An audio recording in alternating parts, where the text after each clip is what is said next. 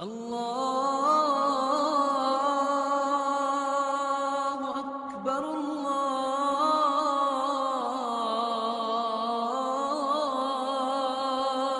اکبر۔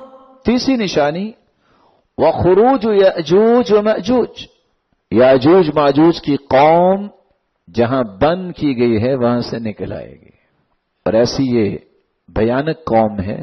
بحیرہ طبریہ کے پاس سے گزرے گی، بحیرہ چھوٹا دریا اور سمندر، اور اس کے پاس سے گزرے گی، جتنا پانی ہوگا سب پی جائیں گے۔ بعد میں آنے والے کہیں گے یہاں تو دریا ہوتا تھا، اور سب کچھ پی چکے ہوں گے۔ ان کی وجہ سے زمین میں الگ سے فساد آئے گا۔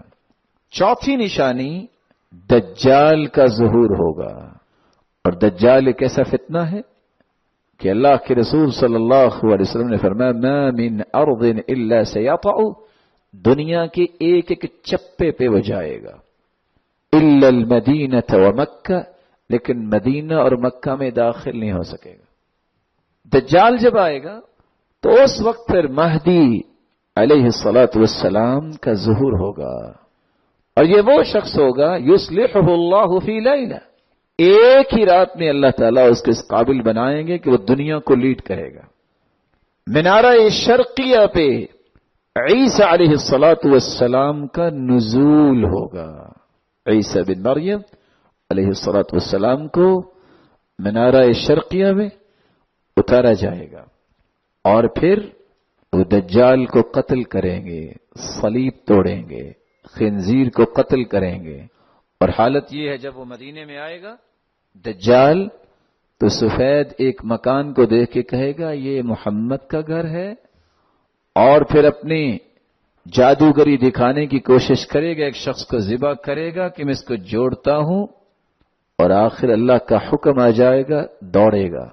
عیسیٰ علیہ الصلاۃ والسلام اس کے پیچھے دوڑیں گے اور باب لد کے پاس جا کے اس کو تلوار سے ماریں گے، اور جیسے جیسے عیسیٰ علیہ الصلاۃ والسلام قریب آئیں گے وہ اس طرح پگھلتا جائے گا جیسے نمک پگھلتا ہے پانی میں، اور آخر اس فتنے سے بھی جان چھوٹے گی۔ اس کے بعد پھر دنیا میں انتہا درجے کا امن ہوگا۔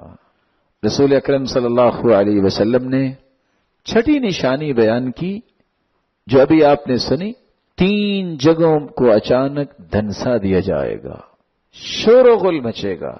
مشرق میں زمین دھنس گئی ہے، اچھے بلے لوگ مغرب میں تھے دھنس گئے، جزیرہ عرب میں زمین دھنس جائے گی۔ اس کے بعد اللہ کے رسول صلی اللہ علیہ وسلم نے فرمایا دھواں اچانک دنیا میں آئے گا، کسی کو سمجھ نہیں آئے گی کہ کیا ہوا ہے، کائنات کے اندر دھواں پھیل جائے گا۔ یہ قیامت کی بڑی نشانیوں میں سے ایک نشانی ہے، اور اسی طرح 10ویں اور آخری نشانی یہ ہوگی یمن سے ایک آگ نکلے گی، وسط عدن سے، جو آگ تمام لوگوں کو ہانکتے ہوئے شام کی طرف لے جائے گی اور میدان محشر کی طرف لے جائے گی۔ اور آخر قیامت کے ابتدائی چیزیں یہ 10 مکمل ہونے کے بعد پھر قیامت اللہ تعالیٰ کے حکم سے یوں آئے گی، جمعے کا دن ہوگا، کوئی دنیا میں نیک انسان نہیں ہوگا، اور فرشتہ قرنا میں پھونک لگائے گا۔ اس وقت پھر آسمان ٹوٹیں گے، ستارے جھڑ جائیں گے، پوری دنیا میں پانی آ جائے گا، کوئی نہیں بچے گا، اور آخر فرشتہ بھی وہ قرنا اللہ ذوالجلال کے حوالے کرے گا، اور اس کو بھی موت آ جائے گی۔ ایک وقت آنے والا ہے اللہ ذوالجلال فرمائیں گے لمن الملک اليوم، آج بادشاہی کس کی ہے؟